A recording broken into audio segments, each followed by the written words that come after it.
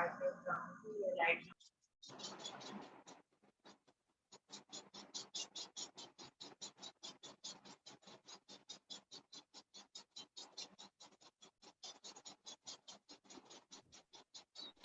अब आपको आप सबको मेरी आवाज आ रही है?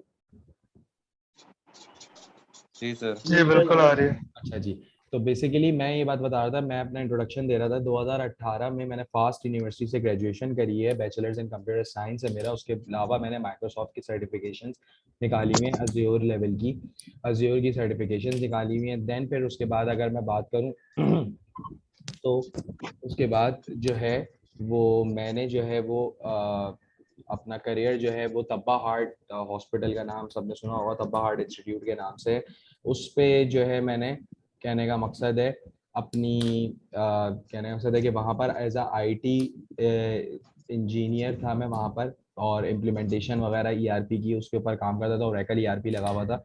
देन फिर उसके बाद जो है मैंने एमएनसी के अंदर ज्वाइन करा, जहाँ पर मैं डॉट नेट के ऊपर ईआरपीस पे काम कर रहा होता था और डॉट नेट के ईआरपी की डेवलपमेंट करता था। देन फिर उसके बाद अभी मैंने रिसेंटली जो है वो तकरीबन 1.5-2 साल होने वाले हैं मुझे, इविंसिबल सॉल्यूशंस के नाम से एक कंपनी है, वहाँ पर मैं ईआरपी डेवलपर साथ साथ पावर बीआई एनालिस्ट भी हूँ, और पावर बीआई एनालिसिस भी कर रहा होता हूँ मैं, पावर बीआई की डेवलपमेंट भी कर रहा होता हूँ। तो 2018 से मुझे ओमनी के साथ ज्वाइन हुए तकरीबन 2-2.5 साल हो गए हैं, ठीक है। और तकरीबन 2018 से मैं ओमनी में पावर बीआई और बहुत सारे कोर्सेज जो है वो टीच कर रहा हूँ, ठीक है। तो सबसे पहले तो ये बात कर लेते हैं कि पावर बीआई किन लोगों के लिए ज़रूरी है। पावर बीआई, क्योंकि बहुत सारे लोगों का सवाल होता है कि पावर बीआई जो है, मैं पावर बीआई की तरफ आना चाह रहा हूँ, या कोई उसको रिलेटिव उसका बोल देता है कि भाई पावर बीआई की तरफ आ जाओ, पावर बीआई में बहुत स्कोप है। तो पावर बीआई की तरफ आ जाओ, और पावर बीआई के जो स्कोप की अगर बात करी जाए, देखिए पावर बीआई एक ऐसा टूल है जिसपे एनालिसिस परफॉर्म होते हैं, डैशबोर्ड्स बनते हैं, रिपोर्टिंग का एक टूल है, ठीक है। अब रिपोर्टिंग के अंदर अगर मैं बात करूं तो रिपोर्टिंग के अंदर कहने का मकसद है,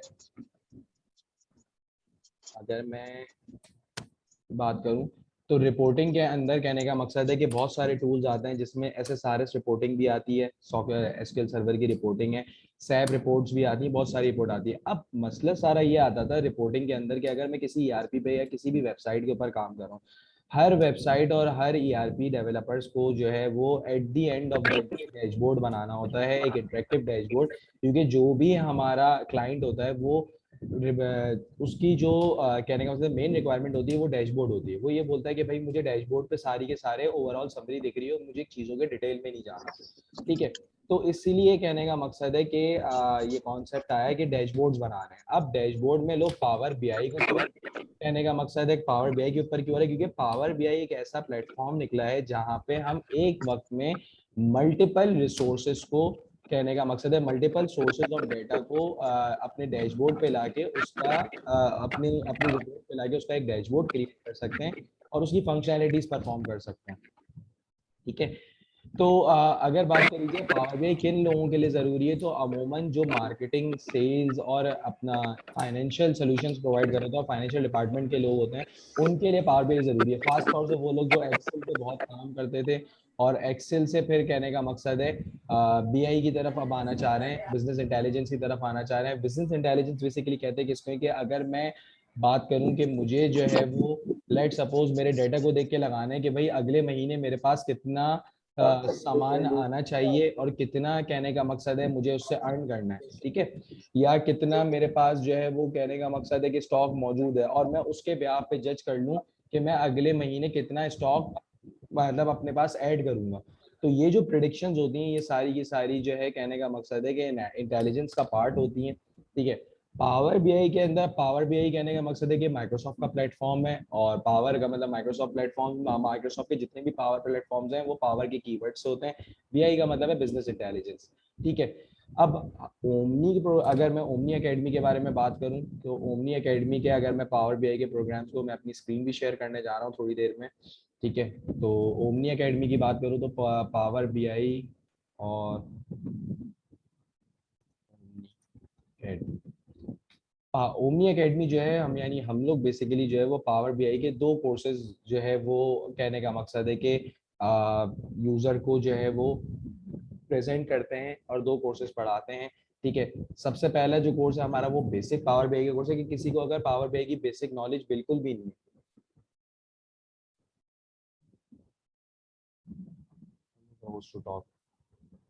ठीक है।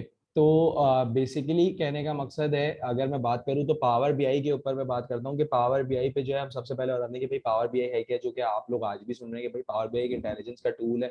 पावर बीआई कौन कौन सी सर्विसेज ऑफर करता है, तो पावर बीआई देखें, रिपोर्ट मेकिंग यानी रिपोर्ट्स किस तरीके से बनती है, डैशबोर्ड किस तरह से बनता है, ठीक है, डेस्कटॉप वर्जन किस तरह से बनता है। पावर बीआई के जो है डेस्कटॉप वर्जन बताते हैं, तो सर्विसेज कौन कौन सी ऑफर कर रहा है और किन किन डेटाबेसेस को सपोर्ट कर रहा है, ये सारी की सारी पावर बीआई सर्विस के अंदर आ जाती है।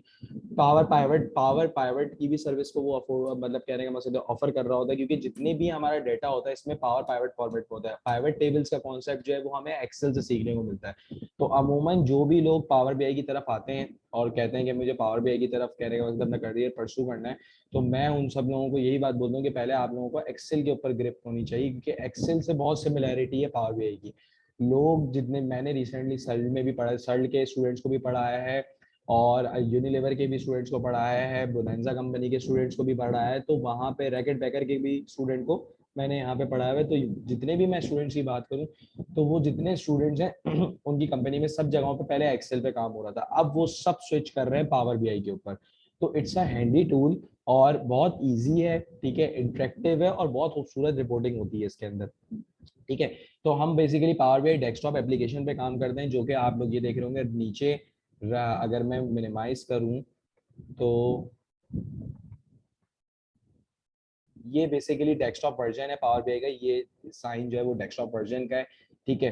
पावर बीआई का डेस्कटॉप वर्जन है ये हमारा, ठीक है। पावर बीआई डेस्कटॉप वर्जन पे किस तरह से इसको इंस्टॉल करते हैं, वो डेफिनेटली जाहिर सी बात है पावर बीआई डाउनलोड्स पे जाऊंगा, यहाँ पे पावर बीआई डाउनलोड्स पे, तो वो मुझे डेस्कटॉप और ऑनलाइन मिल जाए। अच्छा, माइक्रोसॉफ्ट के जितने भी टूल्स हैं वो कहने का मकसद है दो तरह की वर्जन पे चल रहे हैं, एक ऑफलाइन चलता है और एक ऑनलाइन चल रहा होता है, ठीक है। तो माइक्रोसॉफ्ट के टूल्स के ऊपर मैं बात करूँ तो माइक्रोसॉफ्ट के टूल्स ऑफलाइन और ऑनलाइन चल रहे होते हैं। ये पावर बीआई का जो है वो ऑन प्रेमिसेस है, ऑन प्रेमिसेस रिपोर्टिंग सर्वर है, पावर बीआई मॉड्यूल, ये पावर बीआई डेस्कटॉप है, ये हम इंस्टॉल करते हैं और फिर इंस्टॉल करने के बाद इस पर अपनी वर्किंग कर रहे होते हैं, ठीक है। उसके बाद अगर मैं बात करूं कि हम कौन सी चीज पढ़ा रहे होते हैं, रिपोर्टिंग के बारे में बताते हैं, रो लेवल सिक्योरिटी के भाई अगर मेरा डाटा मेरे से मैनेजर को दिखे या मेरे फर्दर लोगों को दिखे, तो रो लेवल सिक्योरिटी के अंदर हम ये सारी चीजें कवर कर रहे होते हैं, ठीक है। फिर उसके बाद किस तरीके से एक्सेल की फाइल को एज अ सोर्स हम इसमें कॉल करेंगे और फिर किस तरीके से अपनी रिपोर्ट्स को सर्वर के ऊपर पब्लिश करते हैं, जो पावर बीआई का ऑनलाइन सर्वर है उसको किस तरीके से करते हैं और वो किस तरह से सिंक्रोनाइज्ड होता है। अच्छा, जो भी पावर बीआई के ऑनलाइन वर्जन पे काम कर रहा है उसके लिए एक की ये होती है पावर बीआई ऑनलाइन में, वो की ये होती है कि उसकी जो ईमेल आईडी है, basically power BI at Outlook at Gmail वाली आईडीज को अलाउ नहीं करता, क्योंकि इट्स अ पेड टूल। तो इसके लिए या तो आपके पास ये यूनिवर्सिटी वालों के लिए फ्री है, स्टूडेंट्स के लिए फ्री है, तो या तो फ्री वर्जन के लिए आपको कंपनी की आईडी या किसी भी यूनिवर्सिटी की आईडी की सपोर्ट की जरूरत होती है, तब आपका जो डैशबोर्ड है वो सिंक्रोनाइज हो जाता है लोकल पे भी और ऑफ ऑनलाइन ऑनलाइन के ऊपर भी, ठीक है। तो फिर हम इसमें जो है वो रिपोर्ट किस तरह से पब्लिश करते हैं, पीछे से अगर डाटा फ्रेश हो तो यहाँ पे भी डाटा फ्रेश हो जाए, किस तरह से रिलेशनशिप्स बनाते हैं। रिलेशनशिप्स का कॉन्सेप्ट ये होता है टेबल्स के दरमियान इंटरेक्शन। अगर किसी ने एसक्यूएल के ऊपर काम किया और सिक्वेंशियल क्यूरी लैंग्वेज का आइडिया, तो वहां से कहने का मकसद है कि उसको और ज्यादा क्लियर हो जाएगा कि भाई एसक्यूएल होती क्या है, सिक्वेंशियल क्यूरी लैंग्वेज होती क्या है और रिलेशनशिप्स क्या होता है। हमारे हर शीट एक टेबल होती है पावर बीआई के अंदर, हर शीट एक टेबल होती है और टेबल के दरमियान कम्युनिकेशन करके हम कंबाइंड डेटा को कॉल कराते हैं, ठीक है। तो बेसिकली रिलेशनशिप्स का कॉन्सेप्ट हम पढ़ते हैं, किस तरह से टेबल के दरमियान रिलेशन बनाते हैं। क्यू एन ए का इसमें बहुत बेहतरीन फीचर है कि हम अपने डैशबोर्ड में जो भी ग्राफ्स बनाते हैं उसके नीचे क्यू एन ए ऑन कर देते हैं। तो जैसे लेट सपोज वो लिखेगा what are the sales of this month, तो दिस मंथ की जितनी भी सेल्स होंगी वो सारी की सारी हमें ग्राफ में शो हो जाएंगी। तो क्यू एन ए का एक अच्छा फीचर है इसके अंदर। और फिर उसके बाद जो है वो कंटेंट पैक्स, इसके टेम्पलेट्स होते हैं जो कि इसके ऑनलाइन वेबसाइट के ऊपर ऑनलाइन सर्वर के ऊपर पड़े हुए होते हैं। तो हम ऑनलाइन सर्वर देखते हैं डेटा को शेप अप और कंबाइन कैसे करना चाहिए। देखें एनालिस, अगर मैं बात करूँ तो एनालिस जो है हमारे जितने भी जो डेटा सेट होते हैं उसको हमें शेप अप करना बड़ा जरूरी होता है, उसको क्लीन करना जरूरी होता है। पूरा का पूरा एक प्रोसेस होता है जिसको हम कहते हैं ETL process, extract transform and load. ये किसी के माइक की आवाज आ रही है, काइंडली अपने माइक को म्यूट कर ले सारे के सारे, ताकि बीच में रिकॉर्डिंग डिस्टर्बेंस ना आए। ठीक है, ये किसी का माइक ऑन हुआ है और पीछे से हवा की आवाज आ रही है, तो उसको म्यूट कर ले सारे माइक अपने। ठीक है, देन पे शेप अप की बात करूंगा। शेप अप के अंदर, शेपिंग के अंदर जो है हम अपने डेटा को शेप करके अपने हिसाब से मोल्ड करते हैं एक रॉ डेटा को, और फिर उसके साथ उसकी फंक्शनैलिटीज परफॉर्म करते हैं। इसी तरीके से इसमें एक अप्लाइड स्टेप्स क्या होते हैं, एडवांस एडिटर क्या होता है। ठीक है, अप्लाइड स्टेप्स बेसिकली वो नंबर ऑफ स्टेप जब हम अप्लाई कर रहे होते हैं तो उसका पूरा का पूरा एक ट्रेल मेंटेन हो रहा होता है, तो वो ट्रेल जो है वो बेसिकली अप्लाइड स्टेप्स के थ्रू दिखता है। और उसी तरीके से उसका एडवांस एडिटर होता है, तो उसमें जाके अगर हम एडिट करेंगे तो किस तरह से कैसा डाटा पे इम्पैक्ट आएगा, वो सारी की सारी चीजें हम देख रहे होते हैं। ठीक है, सेकंड चीज ये है कि ट्रांसफॉर्मिंग डेटा, कंबाइंड डेटा, फिर उस तरीके से डेटा को मर्ज करके किस तरीके से लाना है। मर्जिंग डेटा के बारे में पढ़ते हैं कि डेटा मर्ज किस तरह से होता है, दो टेबल का डेटा आपस में मर्ज या दो शीट्स का डेटा आपस में मर्ज करके एक सिंगल शीट के ऊपर कैसे लाए। क्योंकि देखिए इस तरह के सिनेरियोज होते हैं कि हमारे एक एम्प्लॉय की शीट है जिसमें सिर्फ एम्प्लॉय के रिकॉर्ड है, और एक डिपार्टमेंट की शीट है जिसमें डिपार्टमेंट की आईडीज डिफाइन हुई है। अब डिपार्टमेंट, हर एम्प्लॉय किसी ना किसी डिपार्टमेंट को बिलोंग करता है।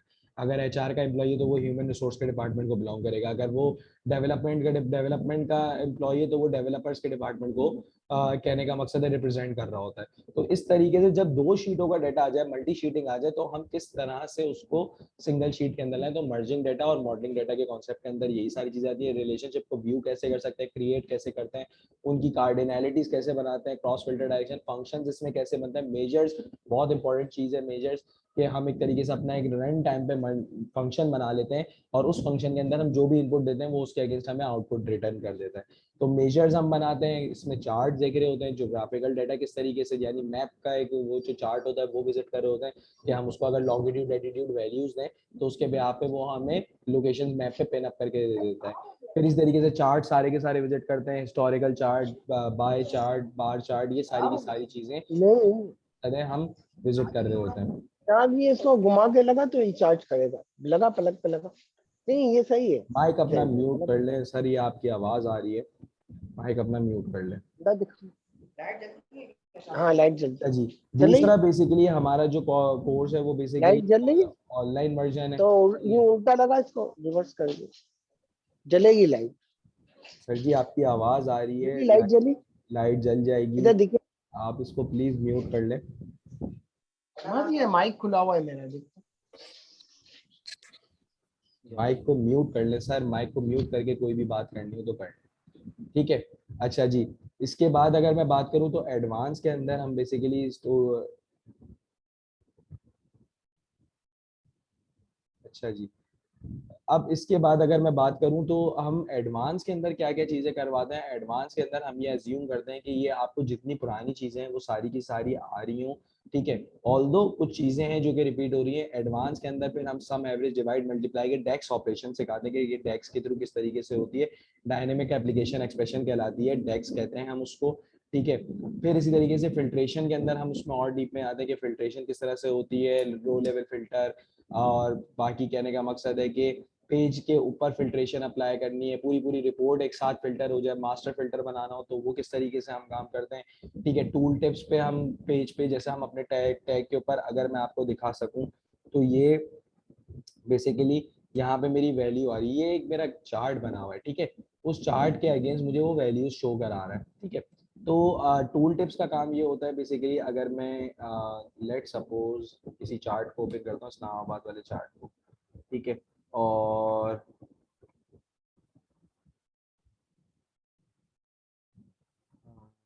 इस चार्ट के बजाय हमारा बार चार्ट होगा मेरे पास एक।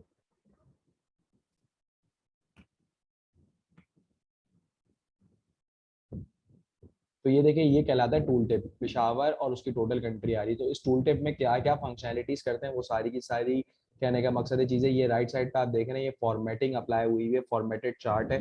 तो ये फॉर्मेटिंग मैंने अप्लाई करी है, तो फॉर्मेटेड चार्ट किस तरीके से बन रहा होता है वो देखते हैं हम।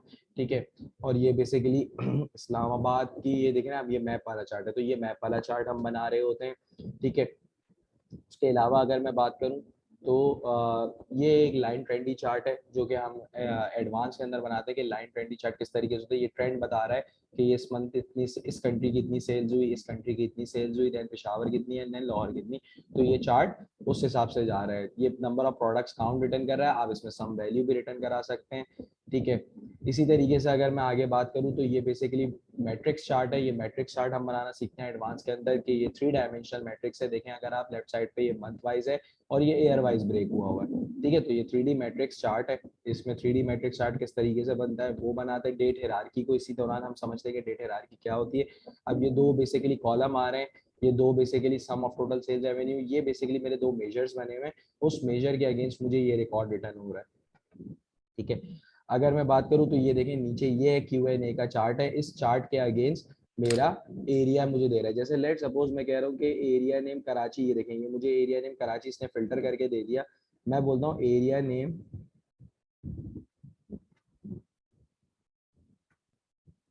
नेम शो कराओ और इस्लामाबाद सिटी के शो कराओ।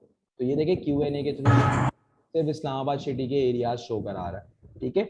तो ये Q&A का चार्ट है, ये किस तरीके से बन रहा होता है, इसकी फॉर्मेटिंग कैसे होती है, वो सारी की सारी चीजें हम देखते हैं, ठीक है। इसी तरीके से ये Q&A का एक और चार्ट बना हुआ है, Q&A के चार्ट्स बने हुए हैं। अब अगर मैं बात करूँ यहाँ पे हूँ तो ये हमारी कहने का मकसद है, ये वो रिलेशनशिप्स जितने भी बने हुए होते हैं ये आपस में टेबल्स के दरमियान रिलेशनशिप क्रिएट हुआ हुआ है, और क्रिएट होने के बाद ये पूरी पूरी शीट है और ये रिलेशनशिप्स आपस में क्रिएट हो रहे हैं, ठीक है। तो ये बेसिकली व्यूइंग द रिलेशनशिप का सेक्शन है कि हम अपने रिलेशनशिप को किस तरह से व्यू कर सकते हैं, और किन किन कॉलम, जो जो कॉलम मेरी शीट में बने हुए हैं वो एक टेबल की तरह कंसीडर करता है। एक लोकेशन की शीट है, एक सेल्स शीट है और एक डेट शीट है मेरी, ठीक है। तो ये इस तरह से कहने का मकसद है, ये मेरा रिपोर्टिंग एरिया, ये एक पेज कहलाती है रिपोर्ट। अगर एक पेज में मल्टीपल ग्राफ्स आ जाएं तो वो कहलाएगा एक पूरा का पूरा डैशबोर्ड, ठीक है। अच्छा, यहाँ से मैं जाऊँगा तो यहाँ से मुझे टेबल्स का स्ट्रक्चर दिख जाएगा। अगर मैं देखूँ तो डेट का स्ट्रक्चर, डेट की एक पूरी शीट है, इसी तरीके से एरिया नेम की शीट है, एक सेल्स शीट है। तो इस तरह से मुझे मल्टीपल शीट्स भी दिख सकती हैं। अच्छा, अब अगर मैं बात करूँ टॉप पे, अगर मैं आऊँ टॉप पे आने के बाद जो है मैं बात करूँ कि लेट सपोज मुझे यहाँ पर डेटा को गेट करना है, सोर्सेज को। तो मैंने आपको बताया था पावर BI बहुत सारी सोर्सेज का डेटा गेट कर रहा होता है, ठीक है। तो अगर मैं बात करूँ पावर BI बहुत सारी सोर्सेज का डेटा गेट कर रहा होता है। तो यहाँ पे देखो तो देखें ये एक्सेल से भी डेटा गेट कर सकता है, टेक्स्ट फाइल का भी डेटा गेट कर सकता है, शेयर पॉइंट से भी डेटा उठा सकता है, एसक्यूएल सर्वर का भी कर सकता है, माइक्रोसॉफ्ट एक्सेस का भी कर सकता है, ओरेकल का भी कर सकता है, एसक्यूएल सर्वर एनालिसिस का भी कर सकता है। इसी तरीके से जो है वो गूगल बिग क्यूरी जो आजकल चल रही है, अज्योर का डेटा, मल्टीपल कहने का मकसद है सोर्सेज आप इसमें कॉल करा सकते हैं विदाउट एनी डिपेंडेंसी, ठीक है। विदाउट एनी डिपेंडेंसी जो है वो हम इसको कॉल करा सकते हैं, ठीक है।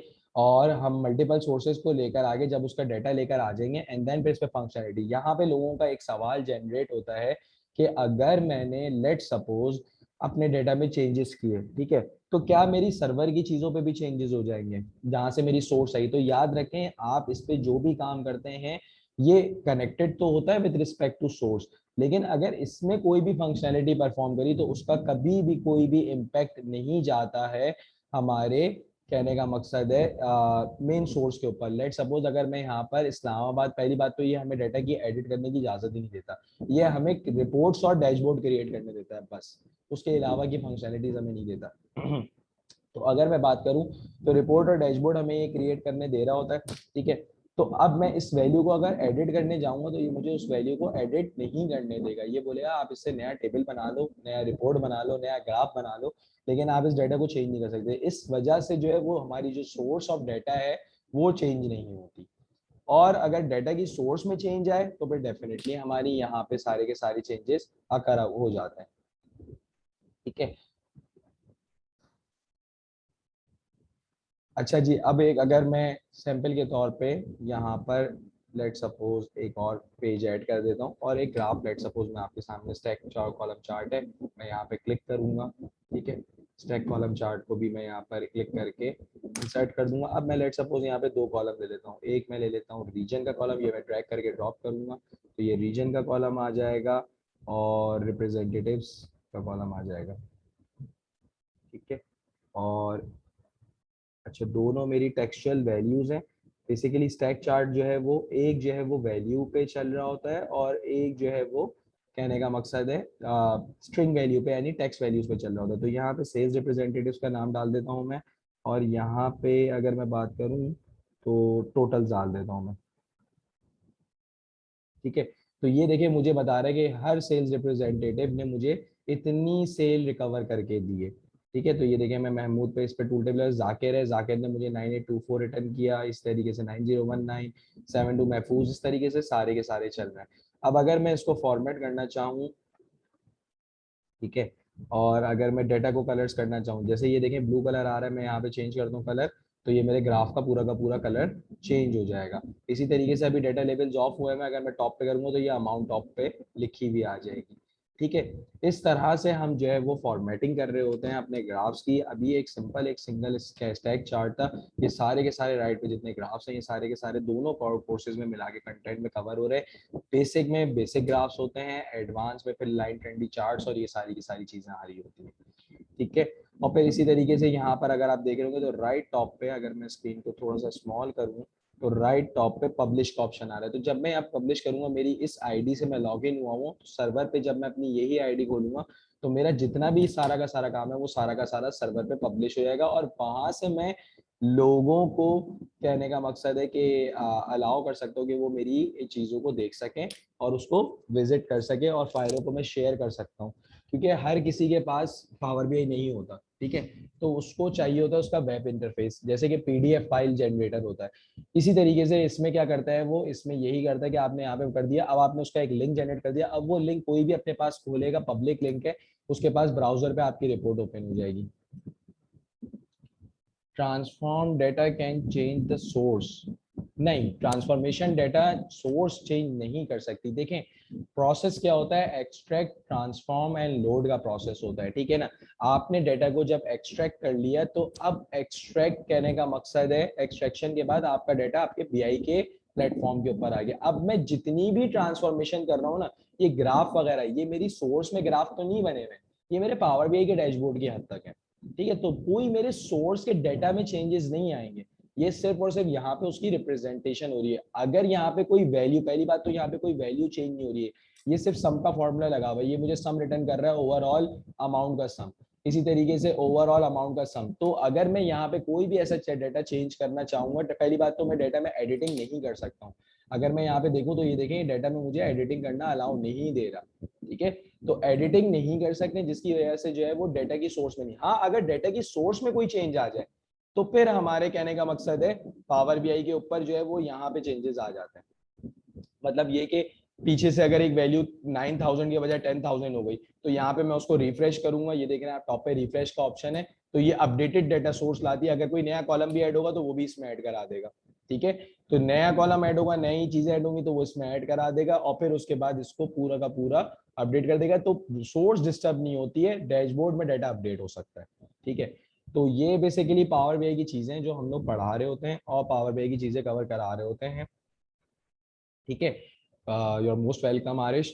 ठीक है, तो कहने का मकसद है ये जो चीज़ें हम पावर बीआई में कवर करा रहे होते हैं, डेफिनेटली इसमें जब हम डेप्थ में जाते हैं तो बहुत सारे सवालात और बहुत सारी चीज़ें निकलती हैं, और काफ़ी सारे जो है वो कॉन्सेप्ट क्लियर होते हैं लोगों के, जैसे कि अभी एक आयुष भाई का क्लियर हुआ हमारे। ठीक है, अब यहाँ पे कहने का मकसद है कि मेरी तरफ से कहने का मकसद है कि डिलीवरेंस एंड है। अब किसी ने कोई भी क्वेश्चन पूछना है तो वो एक एक करके मुझसे क्वेश्चन पूछ सकता है।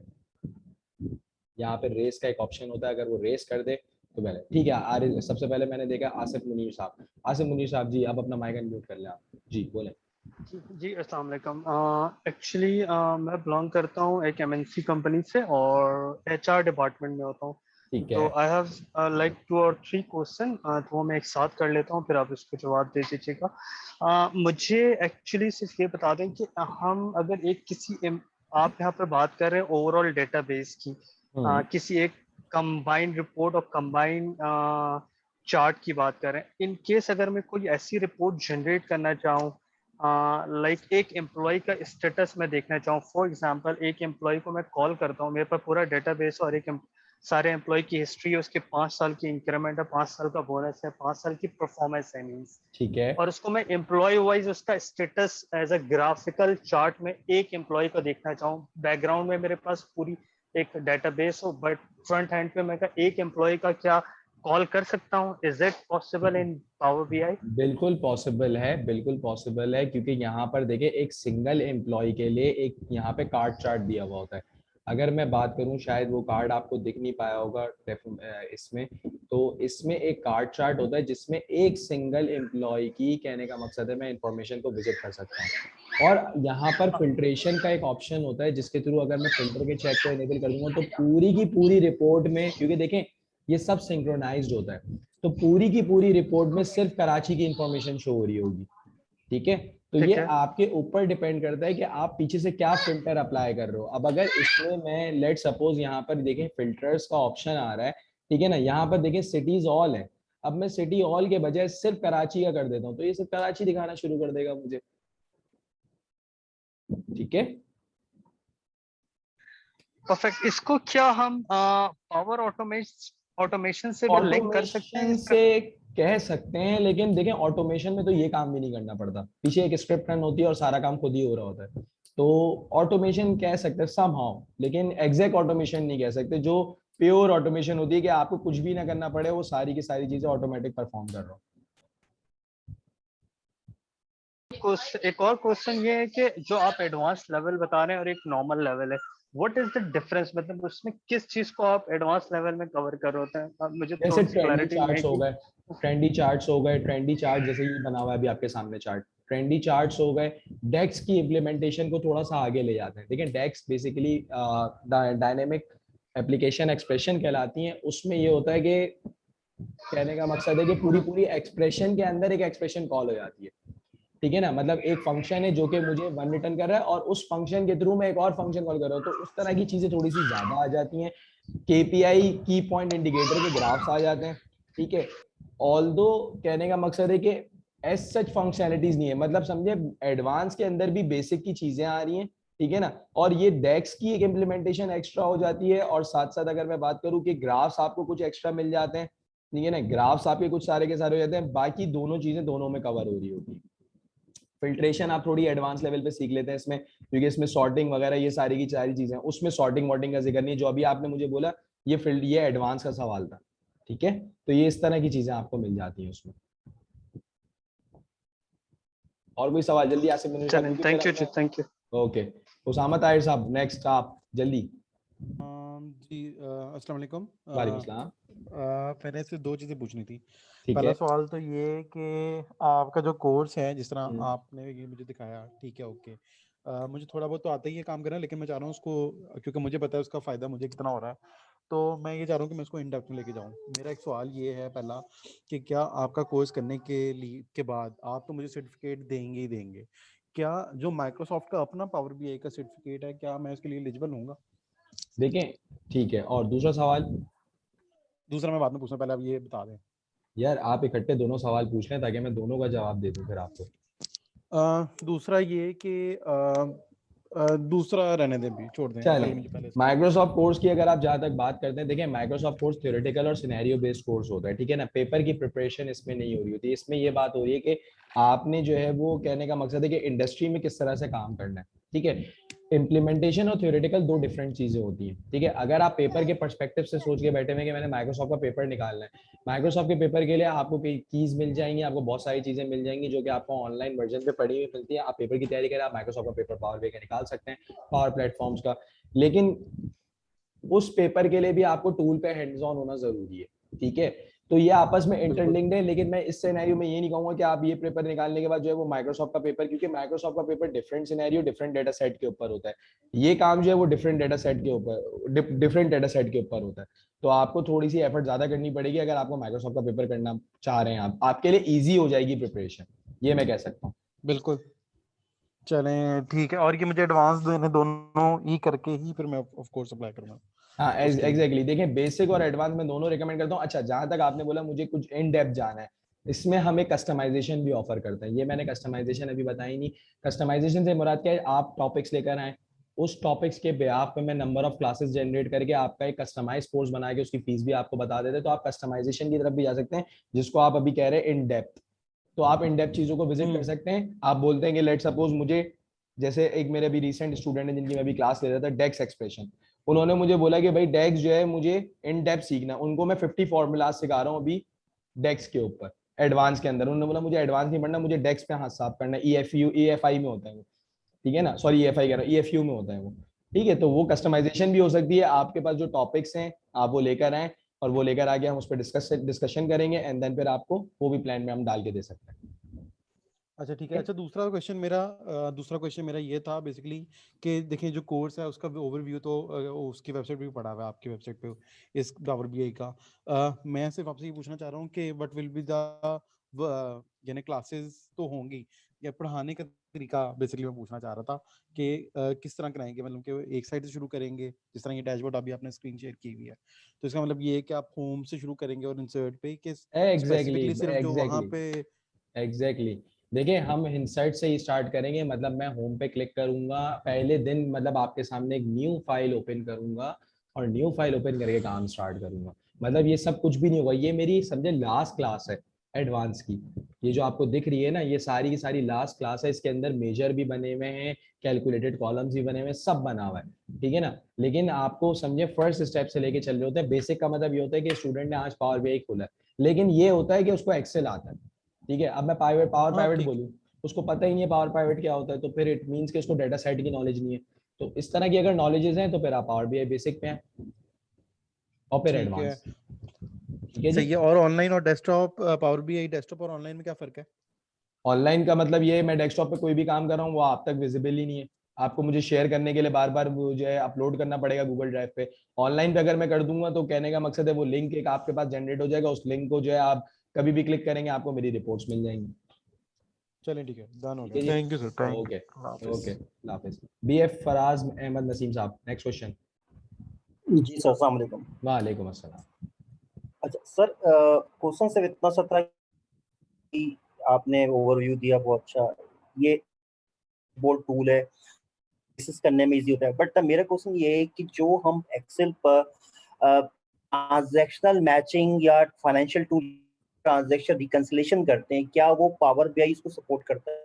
जैसे पावर हमें वी लुकअप या एच लुकअप आप जो फॉर्मूलाज बिल्ड करना है, ये कंडीशन बिल्ड करते हैं, तो पावर बीआई क्या एक्सेल के इन टूल्स को एडवांस में सपोर्ट करता है? बिल्कुल बिल्कुल। देखिए ये एक्सेल को ऑब्सोलीट करने के लिए आया है, समझ रहे हैं मेरी बात आप। आपकी बात का एक ठीक है। छोटा सा जवाब ये है कि ये एक्सेल को ऑब्सोलीट करने के लिए आया हुआ है। ऑब्सोलीट से मुराद है कि एक्सेल पे डैशबोर्ड का काम खत्म हो जाए, सब पावर बीआई पे आ जाए, समझ रहे हैं, जो ठीक कि है। बहुत मुश्किल है लेकिन इम्पॉसिबल नहीं है और लोग मूव कर रहे हैं। ठीक है, तो ये वी लुकअप एच लुकअप सब लग रहा होगा, ऑल्दो कंटेंट के अंदर नहीं है, लेकिन अगर आप रिक्वेस्ट करते हैं कि यार एक्सेल की मुझे ये फॉर्मूलाज भी आप इसमें लगा के दे दें तो वो हम इसमें ऐड कर सकते हैं। ठीक है, थैंक यू। ओके। और आरिश साहब, मेरे ख्याल में आरिश साहब आपके सवालात क्लियर हो गए थे और इफ्तिखार साहब का भी शायद हैंड रेज हुआ हुआ है। इफ्तिखार साहब। अस्सलाम वालेकुम। वालेकुम अस्सलाम जी इफ्तिखार सर। बात कर रहा हूँ, रियाद सऊदी अरब से। अच्छा, ये आप इसको कैसे कंपेयर करते हैं पावर बीआई को? अगर मैं कंपेयर करूँ क्लिक सेंस से, तो क्लिक सेंस को आप रेट देंगे या पावर बीआई को फंक्शनैलिटी वाइज? जी लाइसेंसिंग पे मैं आता हूँ। देखिए क्लिक सेंस जो है वो बेसिकली इतने बड़ी कहने का मकसद है, देखिए फंक्शनैलिटी वाइज की अगर बात की जाए तो टैबलो इससे अच्छा है। टैबलो का अगर आपने नाम सुना हो, टैबलो सब में सबसे बेस्ट जी आता है, जी TABLEU जी के नाम से। जी जी, पता है मुझे लेकिन इसका। हाँ, तो लेकिन बात सारी ये आ जाती है कि क्लिक सेंस गूगल का प्लेटफॉर्म है मेरे ख्याल से, ठीक है ना। नहीं नहीं, तो अलग कंपनी है क्लिक। अच्छा, अलग से एक ओपन सोर्स कंपनी है, सॉरी। ठीक है, हम्म। तो बेसिकली अगर मैं बात करूं तो माइक्रोसॉफ्ट की अगर एक चीज है ना तो उसकी सपोर्ट और उसकी गारंटी माइक्रोसॉफ्ट प्रोवाइड करता है। माइक्रोसॉफ्ट एक वास्ट मार्केट कवर करके बैठा हुआ है, ठीक है ना। माइक्रोसॉफ्ट के 4 ERPs हैं जो कि डायरेक्टली इंटरेक्ट हो रहे हैं पावर बीआई से। अब अगर मैं क्लिक सेंस लेता हूं तो मुझे एक थर्ड पार्टी एपीआई की जरूरत पड़ेगी अपने डैशबोर्ड को आपस में इंटरलिंक कराने में, ठीक है। तो अगर मैं फंक्शनैलिटीज की बात करूँ ना तो फंक्शनैलिटी वाइज जो है दोनों तकरीबन कह सकता हूं मैं कि 19-20 का फर्क है, 19-20 का फर्क है। लेकिन माइक्रोसॉफ्ट की सपोर्ट होने की वजह से जो है पावर बीआई का अपर एज है और पावर बीआई टैबलो से भी ऊपर जा रहा है अभी। जितनी तेजी से पावर बीआई में 2 साल में मैंने चेंजेस देखे हैं, पावर बीआई बहुत स्मार्ट हो गया है। मतलब अब मैं अगर एक बात करूं, मैं कंपनी के सीईओ को ऐसी पावर बीआई का डेमो दे रहा था और हमारे कोर्स में एनरोल्ड थे वो, ठीक है। तो उनके सामने जब मैंने क्यूए का ऑप्शन विजिबल किया, ठीक है ना, तो वो क्यूए का जब ऑप्शन उन्होंने यूज करा, उन्होंने बोला यार ये तो मेरे लिए बहुत हेल्पफुल है कि मतलब मुझे, अगर मैं एक रॉ यूजर हूँ और मुझे कोई नॉलेज नहीं है कि रिलेशनशिप्स क्या होते हैं, डेटा सेट क्या होते हैं, ठीक है, तो मैं जो है वो कहने का मतलब जस्ट अपनी रिक्वायरमेंट की कीवर्ड्स लिखूंगा और उसके ब्याह पे ये मुझे आउटपुट सजेस्ट कर देगा और ग्राफ बना देगा। तो ये है कि इस तरीके से मैं रेट इस तरह से नहीं कह सकता, लेकिन हाँ मैं ये कह सकता हूँ कि पावर बीआई का अवरेज चल रहा है अभी और मार्केट में, मतलब मिडिल ईस्ट की और जो पाकिस्तान, मतलब कहने का मकसद है अगर मैं मिडिल ईस्ट में पाकिस्तान वगैरह सब शामिल आए थे, सब कॉन्टिनेंट हो गया। और यूएस की अगर मैं बात करूंगा तो यहाँ पे ज्यादातर आपको पावर बीआई बहुत ज्यादा यूज होता हुआ दिखेगा। सऊदीया में भी मैं हमारा हेड ऑफिस ही सऊदीया में सर, और रियाद में ही है, रियाद नहीं जद्दा में, जद्दा में हमारा हेड ऑफिस है। और हमारे पास जो जैसे अगर आपने अब्बार का नाम सुना, अब्बार एक शॉपिंग मॉल है, ठीक है, उनका डैशबोर्ड भी हमने बनाया था, अब्बार हो गया, और भी बहुत सारे जद्दा में, कहने का मकसद है क्लाइंट्स है हमारे, ठीक है ना। बुल्गारी के नाम से एक है क्लाइंट, जी तो जी। जो जिसकी वॉचेस आती हैं, तो उसका भी डैशबोर्ड हम लोगों ने बनाया था। तो वो सब पावर बीआई पे आ रहे हैं। पावर बीआई पे थोड़ी सी इंटरेक्शन लेवल ज्यादा और इजी टू यूज है, बस ये वजह।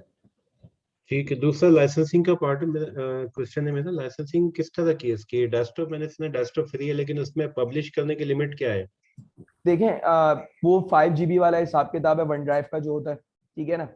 सेकंड चीज ये कि मेरी आईडी जो है वो अगर ऑनलाइन और उसकी जो है वो मतलब स्टूडेंट आईडी है, तो फिर वो उसको पब्लिश करने देगा मुझे डेस्कटॉप से डायरेक्ट सर्वर के ऊपर। अगर मेरी आईडी स्टूडेंट आईडी नहीं है तो फिर ये मुझे वहां पे भी पब्लिश करने से रोक देगा। यानी बिजनेस ईमेल एड्रेस रिक्वायर्ड है, right? Exactly, business email ID. अब उसमें बिजनेस ईमेल आईडी पे आप फ्री अकाउंट ले लें, बिजनेस ईमेल आईडी पे आप फ्री अकाउंट ले लें, तो उसमें आपको ये मिल जाएगा। लेकिन हाँ, आने वाले वक्तों में मतलब जब आपके कुछ ऐसे फीचर्स हैं जो रुक जाते हैं, वो मैं आपको डेफिनेटली बताऊंगा। जैसे टेम्पलेट्स हैं इसके, पूरे पूरे डैशबोर्ड के टेम्पलेट बने पड़े हुए हैं इसके ऊपर, आपने सिर्फ डेटा सेट पास करना है, ये आपको 10-15 ग्राफ बना के दे देगा। वो सारी चीजें फिर आपको प्रीमियम वाली नहीं मिल पाती। अच्छा, और लाइसेंसिंग की क्या कॉस्ट है इसकी? आप लोग करते हैं लाइसेंसिंग का?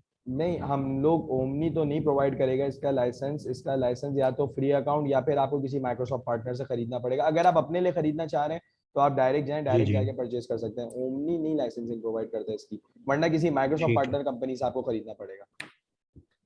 ठीक है ठीक है। ठीक है जी, थैंक यू। ओके अस्सलाम ओके। बाकी मेरे ख्याल से सबके क्लियर हो गए उसामा ताहिर के लिए, तो फिर और किसी का कोई सवाल है तो वो पूछ सकता है, अदरवाइज फिर मेरा एक मैं। सवाल है। अच्छा आरिश, एक और सवाल है आपका? ये एक्चुअली एक ही सवाल है, वो है डेटा सोर्स की ऊपर। जैसा आपने कहा था कि पावर बीआई लिंक है एक्सेल के साथ, तो हम सोर्स को कहाँ रखें कि वो टोटली रिफ्रेश हो सके? तो आई थिंक क्लाउड पे हम इसको रखेंगे कि मेरा सिर्फ एज्यूम मैं कर रहा हूँ। और इसके साथ ही मेरा अगर सवाल है कि अगर कोई मुझे डेटा सेट रिपोर्ट और डैशबोर्ड बनाने के लिए कहता है और वो बनाकर मैं किसी और के साथ शेयर करता हूँ और वो आगे कैरी ऑन करना चाह रहा है उसको डेटा सोर्स को, तो वो मैं किस तरह कर सकता हूँ? फॉर देखिए एग्जाम्पल कोई मुझे काम देता है। जी देखें, पहली बात तो ये कि डाटा सोर्स जो है ना आपकी कोई ना कोई क्लाउड सोर्स होनी चाहिए। एक्सेल क्लाउड सोर्स नहीं है, ठीक है। आप अगर अपनी फाइल को क्लाउड के ऊपर भी रख देंगे ना, तो वो क्लाउड पीछे से अगर अपडेट होगी ना, अपडेट करने के बाद आप उसको मैनुअली सेव करेंगे तब जाके वो रिफ्रेश होगी, ठीक है। उसको अपडेट करवाना जरूरी है। आप पीछे से उसको अपडेट करवा लेंगे ना, तो ये डायरेक्टली उसको इंटर करेगा। उसका पूरा गेटवे का मेथड है, तो थोड़ा सा लंबा मेथड है इसका, ठीक है। ऑल्दो ये काम हो जाता है कि जब जब आपके पीछे की सोर्स अपडेट होगी, वो जब जब आपको, इसीलिए फिर हम क्या करते हैं, ज्यादातर एसक्यूएल टाइप की डेटाबेस ले लेते हैं, या कहने का मकसद है कि फायरबेस वगैरह की डेटाबेस ले लेते हैं, ताकि उससे जो है वो ये होता है, वो हर डे एंड के ऊपर ना रिफ्रेश होती है सर्विस, ठीक है ना। तो जो वो क्लाउड सर्विस है वो रिफ्रेश होती है, तो आपका डाटा डायरेक्ट सिंक्रोनाइज हो जाता है। सेकंड चीज ये है कि आप अगर चाह रहे हैं कि अपना डैशबोर्ड किसी को शेयर करना, तो आप इसमें अपना डैशबोर्ड शेयर कर सकते हैं, लेकिन आपको प्रीमियम लाइसेंस लेना पड़ेगा उसको एडिट मोड पे जाने के लिए। कि अगर आपका कोई यूजर है उसमें एडिटिंग करना चाह रहा है, देखिए डैशबोर्ड में सिर्फ वो डैशबोर्ड देख सकता है, व्यू है, ठीक है। डैशबोर्ड की या आपके पैनल की एडिटिंग नहीं मिली है उसको, यानी वो आपका डेस्कटॉप स्क्रीन नहीं खोल के बैठा हुआ, ऐप नहीं खोल के बैठा हुआ, ठीक है। तो इसीलिए कहने का मकसद ये है कि अगर आप इस तरह की चीजें चाह रहे हैं, ठीक है ना, तो इसके लिए आपको प्रीमियम लाइसेंस लेना पड़ेगा, फिर आप लोग साथ बैठ के एडिटिंग कर सकते हैं। और डेटा सोर्स तब भी चेंज नहीं होगी। डेटा सोर्स चेंज करने के लिए पीछे से सर्वर में चेंज करना पड़ेगा, तो दोनों पे डेटा सोर्स एक साथ चेंज हो जाएगी, ठीक है आरिश? ठीक है, thank you sir, thank you. Okay. Usama Tahir, आपका भी कोई सवाल है? मेरे ख्याल में उसामा ताहिर ने सवाल पूछा तो था। उसामा ताहिर, आपका कोई सवाल है? इफ्तिखार, कोई सवाल आपका? हाँ नहीं, सॉरी, मेरे हैंड डाउन करना भूल गया। It's okay. ठीक है, ठीक है। तो तकरीबन मेरे ख्याल से सबके सवालात क्लियर हो गए, ठीक है। और ये उसामा ताहिर साहब ने रेज हैंड किया हुआ है शायद। आसिफ मुनीर साहब का माइक अनम्यूट हो गया है, ठीक है ये आप ऑनलाइन क्लासेस कंटिन्यू करेंगे सारी? जी। अभी तो देखिए सिचुएशन ऐसी चल रही है कि हम ऑनलाइन ही करेंगे। और मैं जो इसकी रिकॉर्डिंग है क्लासेस की, वो हमें ऑटोमेटिकली मिल जाएगी या सेल्फ देखिए मतलब देखिए आफ्टर? हम लोग, हाँ हम लोग एक ग्रुप बनाते हैं। फर्स्ट आपका एक ग्रुप बनेगा, ग्रुप पे एक मैसेज आएगा मेरे पास, उस ग्रुप पे एक गूगल का ड्राइव का लिंक शेयर होता है जो कि कॉमन ड्राइव होती है। जितने भी पार्टिसिपेंट्स होंगे या जितने भी कोर्स में एनरोल्ड स्टूडेंट्स होंगे वो सारे के सारे उस ग्रुप के अंदर, जैसे अभी आप लोगों का एक ग्रुप बनाया हुआ था, ठीक है। गूगल ड्राइव पे जैसे ही क्लास खत्म होती है उसके बाद मैं फाइल और जो क्लास की रिकॉर्डिंग होती है वो सारी की सारी गूगल ड्राइव पे अपलोड करता हूँ और वो ड्राइव का लिंक शेयर कर देता हूँ। देन फिर आप उसको कभी भी वहां से जाके डाउनलोड कर सकते हैं। तो आप लोग कोई मैनुअल भी प्रोवाइड करते हैं या जस्ट रिकॉर्डिंग, वीडियो नहीं, रिकॉर्डिंग होती मैनुअल है? मैनुअल ऐसा कुछ भी नहीं होता। आपको पूरी पूरी मैं जो भी काम कर रहा हूँ क्लास के दौरान वो पूरी पूरी फाइल शेयर कर दूंगा, तो मैनुअल की क्या जरूरत है। थ्योरेटिकल कॉन्सेप्ट है ही नहीं, सादा सादा इम्प्लीमेंटेशन है। हाँ, ठीक है, थैंक यू। ठीक है, थैंक यू। और ताज खान साहब, जी सर आपका सवाल। अस्सलाम वालेकुम सर। जी सर। सर एक दो बस क्वेश्चन थे मेरे कि एक तो ये इसके लिए जो बैकग्राउंड हमें एसक्यूएल का भी नॉलेज होना जरूरी है। हो तो बहुत बेनिफिशियल है, वो तो बहुत बेनिफिशियल है। कम से कम आपको और इसके क्यूरीज लिखनी आती है। जी, और इसका जो है ये पावर बीआई है, इसका इसके साथ ओरेकल बीआई का कॉन्सेप्ट भी हमारा क्लियर होगा। देखिए ओरेकल बीआई का नहीं, देखिए कोर्स के पार्ट के अंदर तो आपकी सोर्स एक्सेल है। देखिए ओरेकल बीआई के लिए ना फिर पूरा का पूरा सिस्टम पे एनवायरनमेंट बनाना पड़ेगा ओरेकल का। सही है। अब ठीक है मैं बेसिकली बीइंग माइक्रोसॉफ्ट डेवलपर, मेरे पास सीक्वल का एनवायरनमेंट पूरा बना हुआ है, ठीक है ना। आपको पता है ओरेकल की एक अपनी डेटाबेस होती है और वो डायरेक्टली नहीं चल रही होती, ओरेकल लिनक्स मशीन का पार्ट होता है, ठीक है। तो ओरेकल बीआई इसमें कॉल हो सकती है। तरीकेकार मैं आपको बता दूंगा किस तरीके से हम डेटाबेस को कॉल करते हैं। आप अपने पास एनवायरनमेंट ओरेकल का क्रिएट कर ले, इसमें कंज्यूम कैसे करानी है वो मैं आपको तरीका बता दूंगा। अच्छा सर, अगर मैं इस कोर्स में रजिस्टर होना चाहूँ तो क्या उससे पहले मैं अपने एसक्यूएल को मतलब बेहतर करूँ, या वो ज़रूरी है, या एडवांस एक्सेल वगैरह को मेरे पास इसका एडवांस कॉन्सेप्ट एक्सेल, होना है? एक्सेल ज्यादा जरूरी है, ठीक है। उसके बाद एक्सेल में ही कहने का मकसद है, देखें इसमें ना क्यूरीज वाला पार्ट आप लोगों को नहीं करवाया जाता। मतलब इसमें आप लोगों को नहीं, मतलब जो एनालिस्ट होते हैं ना उसको नहीं पता कि क्यूरी क्या होती है। वो ये बोलता है ठीक एक्सेल है के फॉर्मूलाज करवा दो, वो कर दो। तो वो एक्सेल ज्यादा प्रेफरेबल है। लेकिन समझेंगे क्या ठीक। लें, एक्सेल, सीक्वल और तीसरा जो है पावर बीआई। अगर सीक्वल यस आप हटा भी दें तो एक्सेल और पावर बीआई का लिंक पहले बनता है, प्रायोरिटाइज है। ठीक है sir. Okay, thank you so much sir. Okay जी। सामत आयर साहब आपका भी कोई सवाल है क्या? आरिश साहब आपका रेज हैंड हुआ था जी। अच्छा, जिसके सवाल क्लियर होते हैं रेज हैंड, रेज डाउन कर दिया कर जी। आरिश जी, मेरा एक सवाल है सर। मैंने सुनने में आया था कि जो मैं पावर जो सोर्स में क्लाउड पे शीट रखते हैं वो CSV में रखते हैं, एक्सेल में रखते हैं, तो वो मेरी थिंकिंग सही है कि गलत? नहीं नहीं, ऐसी कोई बात नहीं है। पावर सर्वर के ऊपर सब कुछ रख सकते हैं। वो पुराना सर्वर होगा तो इस वजह से वो 2003 सपोर्ट कर रहा होगा, तो वो CSV फाइल सपोर्ट कर रहा होगा। ऐसा कुछ भी नहीं है, आप सब रख सकते हैं सर्वर के ऊपर। Thank you server, sir. हाँ क्लाउड सबके लिए होता है। आगे फैजान अहमद सिद्दीकी साहब जी। मेरा तो ये सवाल है कि अगर जैसे वर्डप्रेस है, मैं चाहता हूँ कि वर्डप्रेस के जो है वो पूरी रिपोर्ट्स मेरे पास बन जाए कि सेल कितनी हुई है, और साथ साथ मैं चाह रहा हूँ कि जो रिटर्न्स वगैरह जो होते हैं, जो ऑर्डर कैंसिलेशन होती है, तो वो भी मेरे पास मतलब पूरा एक डैशबोर्ड बन जाए। तो ये वर्डप्रेस से पूरा डेटा एक्सट्रैक्ट कर लेता है। बट वर्डप्रेस पे पीछे डेटा सोर्स किसकी चल रही है? माई सीक्वल आई की चल रही है। वर्डप्रेस पे मतलब नॉर्मल जो वेबसाइट बनाई वर्डप्रेस पे पूरी बनी हुई है, मैं समझ गया वू आपकी कॉमर्स बात पे, सर, लेकिन डीबी जो वू है उस पे कॉमर्स से तो, बनी हुई है। वो कॉमर्स पे भी तो बनी हुई है, लेकिन डेटाबेस जैसे PHP चल रही होगी बैक एंड पे, ठीक है ना। अब वो हम्म, सर्वर पे जब रिक्वेस्ट दे रही तो पीछे PHP का माई सीक्वल सर्वर होता है ना। सही है। मैं यही पूछना चाह रहा हूँ, वो जो वर्डप्रेस की जो भी अपनी वर्डप्रेस की, अगर अगर वर्डप्रेस की डोमेन पे होस्ट और वर्डप्रेस की अपनी, कहने का मकसद है, तो उसके लिए फिर आपको पूरा उसको एक्सट्रैक्ट करके सीक्वल में कन्वर्ट करना पड़ेगा और फिर उसको कर सकते हैं। डायरेक्टली वर्डप्रेस से ये नहीं आता। अच्छा, यानी सीक्वल पे कन्वर्ट करना पड़ेगा। हाँ सीक्वल पे लाना पड़ेगा आपको। वर्डप्रेस में समझ गया आपको, वर्डप्रेस वालों का काम। वर्डप्रेस पे तो डायरेक्टली सही वो जो है वो वर्डप्रेस की डोमेन पे अपलोड कर देता है। हाँ ठीक है, सही सही है। तो वो इस तरीके से नहीं आता, वो फिर आपको सीक्वल पे वर्डप्रेस के डेटा को ट्रांसफॉर्म करके उसको एक्सेल पे एक्सपोर्ट कर दो, सही है, और फिर सही उसको है। इसमें इंपोर्ट करा लो, खत्म। सही, ठीक है। लेकिन सिंक्रोनाइजेशन नहीं होगी, बस सिंक्रोनाइजेशन के लिए फिर वो एक्सपोर्ट कर करके बार बार तुम्हें इस पर अपलोड करना पड़ेगा। सही सही। और फिर उसके बाद अपना ईमेल से कॉल करवा दूं कि भाई ये आज के रिपोर्ट्स हैं, सेल रिपोर्ट और एग्जैक्टली, व्हाटएवर। वो तो आप शेयर विद करके वो लिंक जनरेट करके दे दोगे ना। वही एक लिंक हर तो बार जनरेट हुआ हुआ होगा। जब आप रिपोर्ट रिफ्रेश करोगे ना, वो अपने पास पेज रिफ्रेश करेगा, उसके पास अपडेटेड रिपोर्ट आ जाएगी। मतलब आप डेली बेसिस पे जो है एक फोल्डर आपने उसको पाथ दे दिया और फिर आप उसको डेली बेसिस पे आपने जो है वो एक्सेल फाइल डाली है और फिर वो बिल्कुल उसी टाइम के हिसाब से ईमेल जो है वो सबको फॉरवर्ड करेगा। बिल्कुल बिल्कुल ऐसा ही है। ठीक है। और कोई? उसामा ताहिर, आपने काफी देर से रेज हैंड करा हुआ है,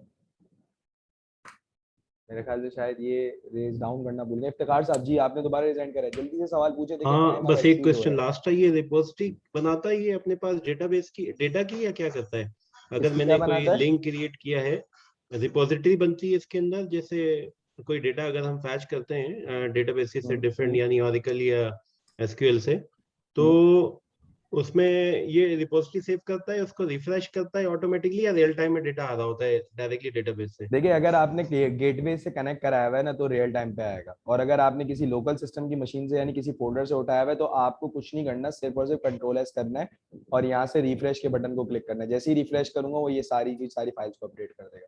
तो कोई रिपोजिटरी वगैरह की वो जरूरत तब पड़ती है जब आप गेटवे पास कर दो, उसमें फिर आपको रिफ्रेश पे क्लिक भी नहीं करना पड़ता, वो खुद ही इसको रिफ्रेश करता रहता है। अगर डेटाबेस से लिंक है तो?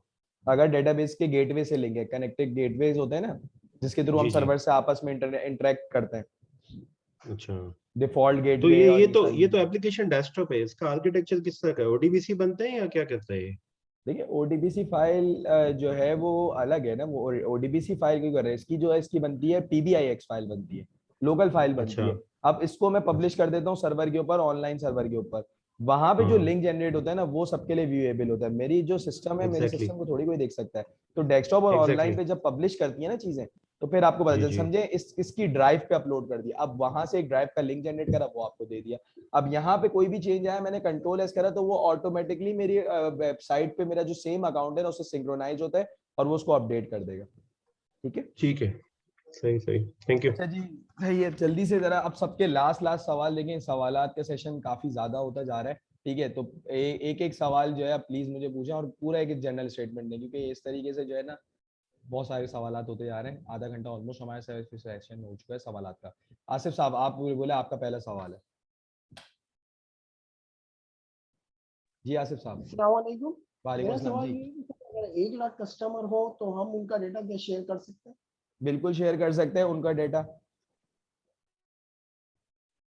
जी। हेलो,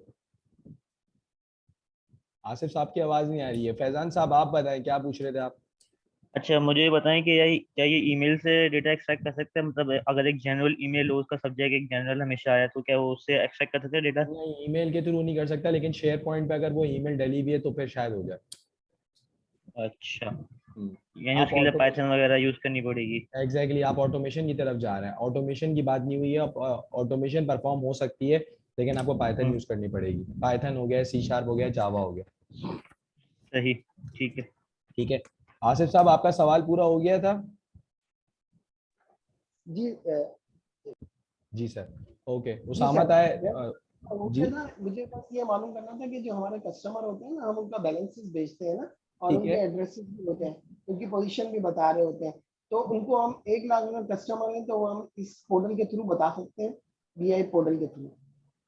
देखिए आप इस पे डैशबोर्ड्स वगैरह बनाते हैं, अब रिपोर्टिंग करने के बाद, रिपोर्ट करने के बाद आप वो 1 लाख कस्टमर को अगर सेंड करना चाह रहे हैं, हर कस्टमर को 1 लाख कस्टमर्स को आप रिपोर्ट सेंड करना चाह रहे हैं, तो ये थोड़ा सा एक स्पैम मेल कंसीडर करेगा। तो आप हर कस्टमर को नहीं करते, आप उनके मैनेजर्स को करते हैं, मुश्किल से 10-15 लोगों को सेंड करते हैं। 1 लाख लोगों का डेटा इसमें इम्पोर्ट हो जाएगा।